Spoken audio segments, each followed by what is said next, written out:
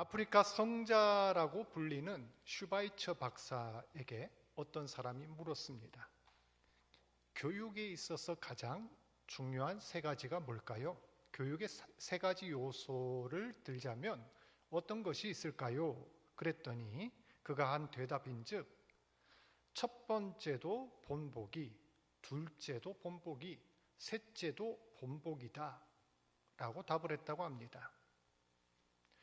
자녀들이 책에 공부에 흥미를 나타내기를 원하신다면 방법은 아주 간단합니다.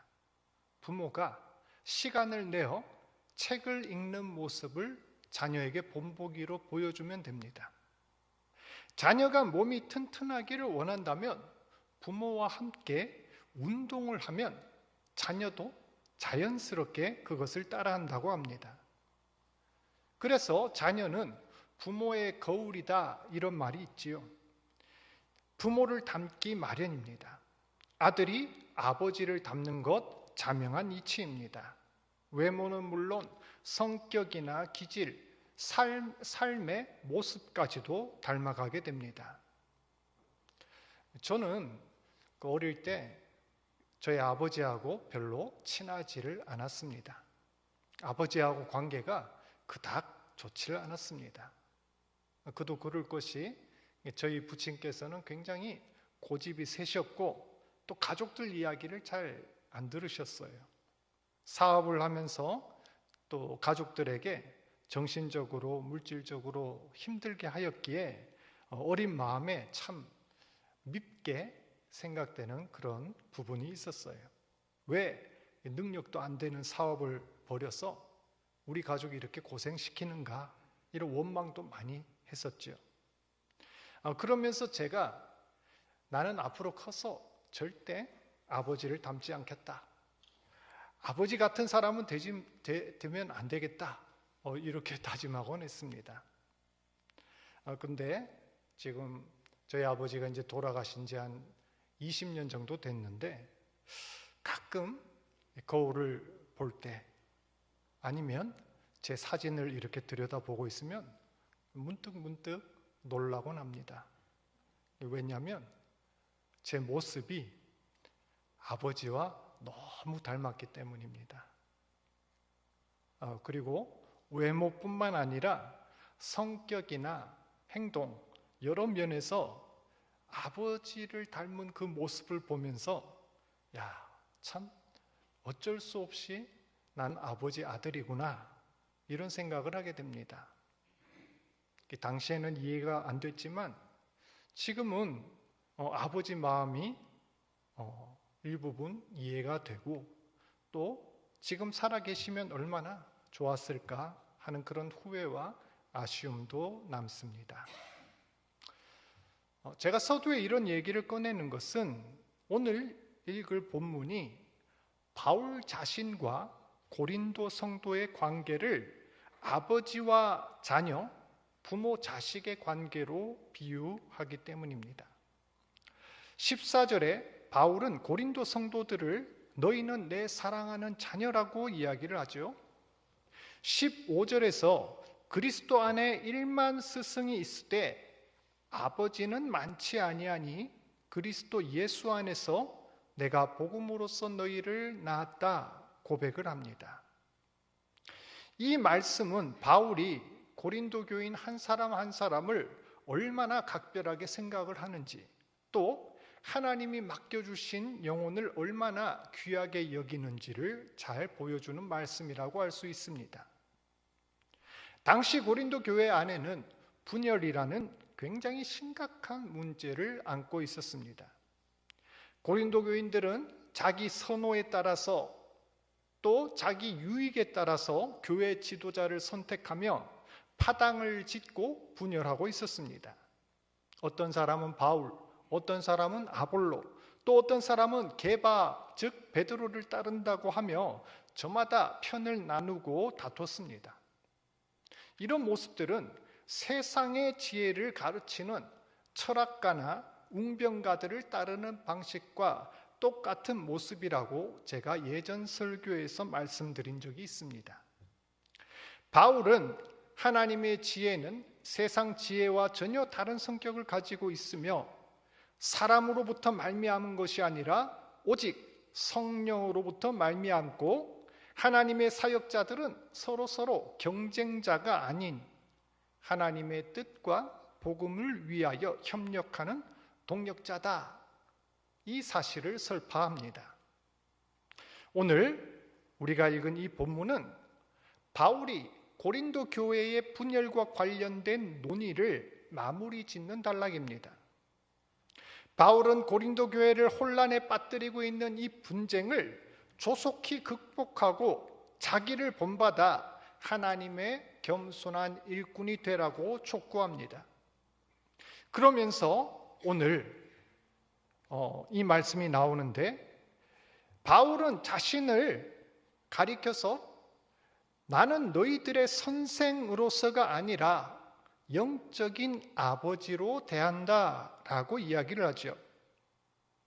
너희는 나를 세상에 있는 수많은 선생들 중에 하나로 생각할지 몰라도 나는 너희를 자녀로 생각한다는 것입니다. 15절에 나오는 아버지와 스승, 즉 아버지와 선생 간에는 어떤 차이가 있을까요? 바울은 이 두 단어를 선택해가지고 대비함으로써 고린도 교인들이 가지고 있던 잘못된 교회관과 그리고 교회 지도자에 대한 생각을 수정합니다. 참된 교회관이 무엇이고 또 참된 리더십이 무엇인지를 가르쳐 줍니다.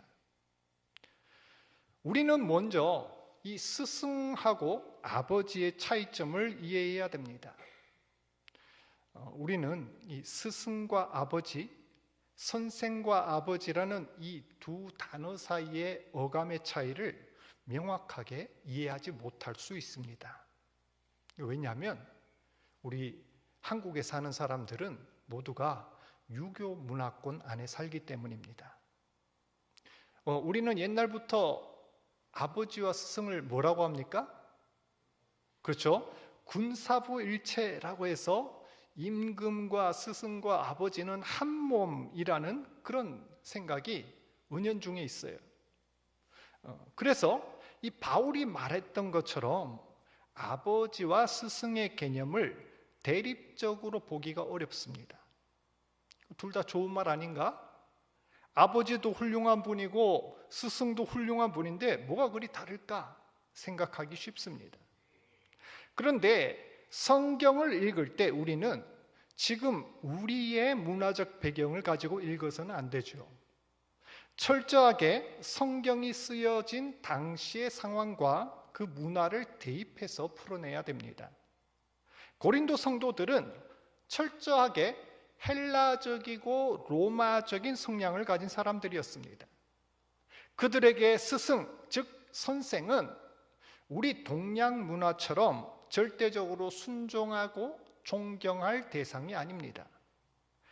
헬라 문화권에서 선생과 제자는 그 선생의 지식에 따라 선생이 제공해주는 그 서비스에 따라서 얼마든지 바뀔 수 있는 서비스, 비즈니스 관계로 보는 것이 옳습니다.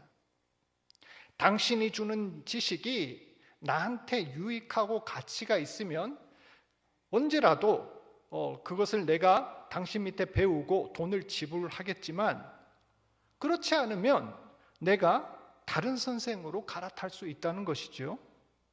마치 요즘 사설 학원처럼 내 마음에 들면 학원 계속 다니고 수업 재미없고 성적 오르지 않으면 얼마든지 끊어버리고 다른 학원 갈 수 있다, 이런 겁니다. 고린도 교인들이 생각하는 교회, 고린도 교인들이 생각하는 사역자가 이런 거였습니다. 교회가 마음에 들지 않고 목사의 설교가 마음에 들지 않으면 언제든 끊어버리고 안 나오면 되는, 내 입맛에 따라 내 유익에 따라 바울이든 아볼로든 취사 선택할 수 있는 계약관계, 이게 고린도 교인들이 바라보는 교회와 사역자들에 대한 입장이었습니다. 스승이라는 단어에 대해서 조금 더 자세히 알아보려고 합니다. 이 스승이라는 단어의 원어는요,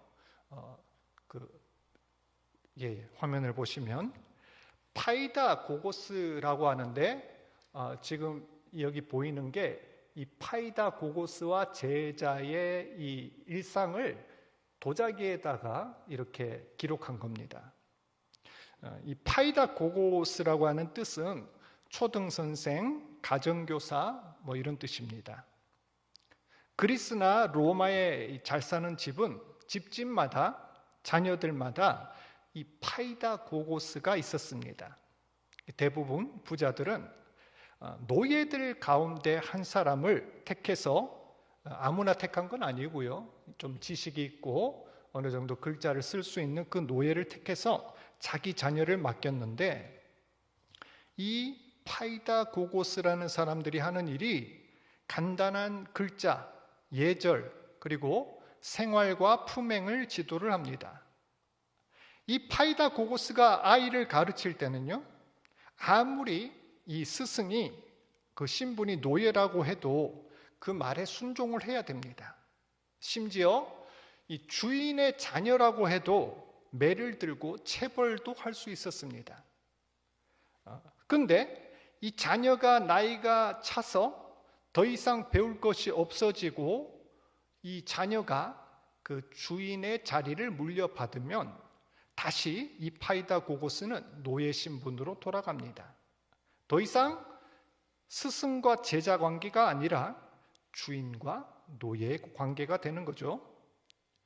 15절 말씀에 1만 스승이 있다라는 것은 주인이 봤을 때 그 스승이 마음에 들지 않으면 얼마든지 그 자리를 다른 사람으로 갈아치울 수 있다, 이런 말입니다. 스승이란 존재는 이처럼 그가 가진 지식에 따라 또 나의 필요에 따라 얼마든지 선택하고 바꿀 수 있는 그런 존재였습니다. 바울은 오늘 말씀에서 고린도 교회 성도들에게 교회와 교회 사역자들이 너희가 생각하는 것처럼 언제든지 끊어버리고 언제든지 바꿀 수 있는 그런 존재가 아니라고 말씀합니다. 너의 필요에 따라 취사 선택할 수 있는 관계가 아니라는 것이죠. 오히려 바울은 자기를 가리켜서 아버지라고 말합니다. 어찌 보면 굉장히 껄끄럽고 받아들이기 어려운 이야기입니다. 어떻게 생판 모르는 타인이 내 아버지가 된다는 말인가? 설령 이것이 비유라고 할지라도 다른 사람한테 고개를 숙이고 아버지라고 한다? 쉽지 않은 이야기죠. 하지만 오늘 바울은 과감하게 자기를 아버지라고 이야기합니다. 자신을 높이기 위해 하는 이야기가 아니라 교회와 성도의 관계, 사역자와 성도의 올바른 관계를 설명하기 위해 이런 말을 한 것입니다. 그러면 일만 스승과 아버지의 차이점은 뭐가 있을까요? 뭐가 다르길래 이처럼 자신 있게 난 스승이 아니라 아버지다, 그리고 나를 본받으라 주장하는 걸까요? 첫째로 아버지와 스승의 다른 점은 자녀에 대한 사랑입니다. 물론 월급 받고 일하는 선생도 자기 제자를 아끼는 그 마음을 품을 수가 있어요. 특별히 재주가 뛰어나고 나를 따르는 그런 제자라면 더욱더 각별한 마음이 들죠. 저도 예전에 이 목회자의 길을 걷기 전에 학원 강사로도 일했고 또 베트남에서 대학에서 교수로 있으면서 대학생들을 가르쳤던 그런 경험도 있어요. 어떤 학생들은 정말 머리도 우수한 데다가 학습 태도까지 좋은 학생, 정말 가르칠 맛이 나죠. 거기다가 열심히 노력까지 하는 그런 학생을 만나면 저도 모르게 웃음이 나고 또 편애하는 마음이 생깁니다. 하지만 이런 사랑은 어디까지나 조건적이고 나와 그 학생 사이의 이해관계가 일치할 때만 통용되는 사랑입니다. 어느 날 갑자기 그 학생이 나한테 반항을 한다면 더 이상 당신한테 배울 게 없습니다 이러고 대든다면 그날로 그 학생과 저의 관계는 끝이 나는 것이겠죠. 선생과 학생 사이의 관계는 일시적이고 제한적입니다. 아까 말한 것처럼 유년기면 유년기, 청소년기면 청소년기, 그 선생 밑에 있을 때까지 관계가 유지됩니다. 사실 여기 계신 우리 성도님들 중에 초등학교나 중학교 선생님 찾아가 인사드리는 분 얼마나 계십니까? 저만 해도 졸업한 뒤에 제가 그렇게 존경한 선생님들 찾아뵌 적이 별로 없습니다. 먹고 살기 바빠서라는 핑계도 있지만 그 사랑과 존경의 정도가 그것밖에 안 되는 거겠죠. 하지만 아버지의 사랑은 조건에 따라 바뀌지가 않습니다. 자녀가 아무리 형편없고 모자라도 아버지한테 반항하고 가슴을 아프게 해도 끝까지 사랑하는 것이 아버지의 사랑입니다. 시간이 지나고 먼 곳에 떨어져 살아도 늘 자식을 사랑하고 노심초사 걱정하는 것이 아버지 사랑이지요. 14절에서 바울은 고린도 교회 성도를 향해 이러한 사랑으로 너희를 권면하고 있다 말하고 있습니다. 지금 바울의 몸은 비록 에베소 교회에 지금 바울은 고린도에 있는 것이 아니라 멀리 에베소에 있습니다. 에베소에 이렇게 떨어져 있지만 5년 넘게 너희 얼굴을 보지 못하고 있지만 여전히 나는 아버지의 심정으로 너희를 사랑하고 있다 강조하고 있습니다. 고린도 교회가 아무리 문제가 많다고 해도 분열하고 싸움하고 나를 모함하고 심지어 음행까지 저지르는 구제불능의 모습이라 할지라도 여전히 나는 너희를 사랑한다 말합니다. 이러한 사랑은 단순히 바울 개인의 성품이나 관계에서 나온 것이 아닙니다. 지금 바울은 하나님을 대신해서 고린도 교회에 이야기하고 있는 것입니다. 바울이 고린도 교인을 바라볼 때 그 마음은 하나님께서 교회를 보실 때 갖는 마음과 일치한다는 것입니다. 빌립보서 1장 8절, 빌립보서 1장 8절에 내가 예수 그리스도의 심장으로 너희 무리를 얼마나 사모하는지 하나님이 내 증인이시라. 아멘. 바울이 교회를 생각할 때는 언제나 그리스도의 심장으로 하나님의 마음으로 바라봅니다. 설교를 하거나 편지를 쓸 때도 그는 하나님 말씀을 대언하는 심정으로 했습니다. 바울이 지금 고린도 교회를 사랑하는 것은 하나님 아버지의 사랑으로 사랑한다는 그 말씀입니다. 하나님이 교회를 사랑하는 마음, 그것은 말로 표현할 수 없으며 무조건적이고 영원한 아버지의 사랑인 줄 믿습니다. 하나님은 자기 백성을 구하기 위해, 교회를 이 땅에 세우기 위해 자기 아들 독생자 예수의 핏값을 치르셨습니다. 세상에서 가장 귀한 영생을 우리에게 주셨습니다. 바울은 지금 그 하나님을 대신하여 고린도 교회에 말하고 있습니다. 내가 너희를 사랑하노라. 나는 스승이 아니라 아버지다. 둘째로 아버지가 스승과 다른 점은 자녀에게 지식이 아닌 삶으로 본을 보인다는 것입니다. 선생이 제자들에게 가르치는 것은 대부분 기술, 지식 또는 머리로 이해할 수 있는 그런 이성적인 영역이지요. 오해하지 않도록 제가 다시 한번 말하지만 이 개념은 어디까지나 파이다 고고스 헬라적인 개념에서 설명하는 것입니다. 동양적인 스승관과 좀 다르다고 하겠죠. 선생이 할 일은 어디까지나 학생의 머릿속에 내가 알고 있는 지식을 집어넣는 일입니다. 선생이 치르게 하는 시험 역시 내가 가르친 지식을 학생이 알고 있는지 확인하는 작업이죠. 학생이 그 시험을 통과하면 선생은 자기의 할 일을 완수한 것입니다. 그 학생으로부터 손을 떼는 겁니다. 그 지식을 배워 어떻게 사용하는지 그거는 선생하고 상관없는 일입니다. 그 뒤에 학생이 어떤 삶을 살지는 선생이 알 바가 아닌 거죠. 하지만 아버지는 그렇지 않습니다. 아버지는 오히려 내 자식이 배운 그 지식이 나중에 어떤 결과를 가져오고 자녀의 삶에 어떤 영향을 미칠지 거기에 관심이 있습니다. 지식 습득 자체에 관심이 있는 게 아니라 자녀에게 관심이 있다는 말입니다. 그렇기 때문에 아버지는 머리가 아닌 가슴으로 자녀들을 가르칩니다. 말로 전해줄 수 없는 인생의 교훈을 자녀들에게 삶으로 본을 보이는 것이 아버지의 교육법입니다. 오늘 14절 말씀, 바울이 교회 성도들에게 이렇게 이야기를 하죠. 우리 14절 말씀을 같이 한번 읽어볼까요?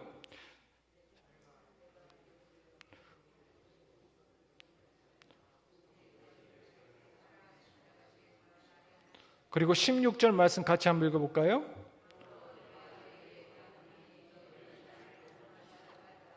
아멘. 너희는 나를 본받는 자가 되라. 이 말은 정말 쉬운 말이 아닙니다. 함부로 할 수 있는 말이 아닙니다. 제가 지금 여러분한테 내가 알고 있는 성경 지식이나 신학 지식을 가르쳐 줄 테니 잘 배우십시오. 이렇게 말을 할 수는 있어도 여러분, 내가 어떻게 사는지를 잘 보고 날 따라 사세요. 내가 행동하는 그대로 여러분이 본받으면 여러분도 하나님 뜻을 행하는 결과가 됩니다. 저는 감히 그렇게 말할 자신이 없습니다.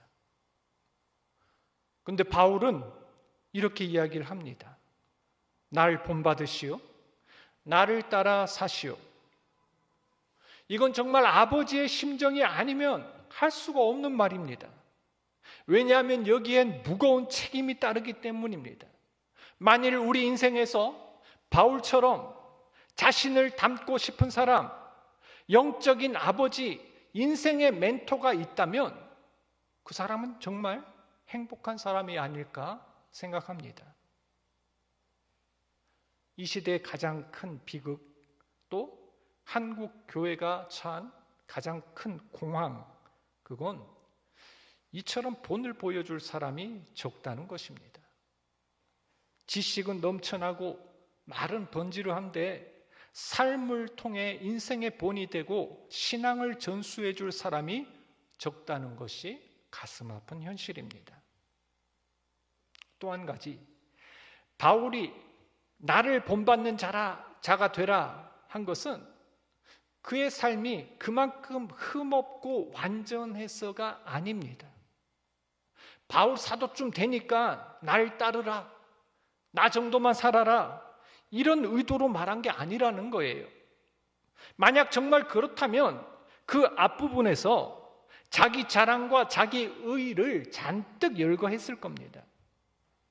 그런데 오늘 우리가 읽지는 않았지만 16절부터 13절까지 그 앞부분에 어떤 내용이 나오냐면 자신의 연약함과 비천한 모습만 잔뜩 늘어놓습니다.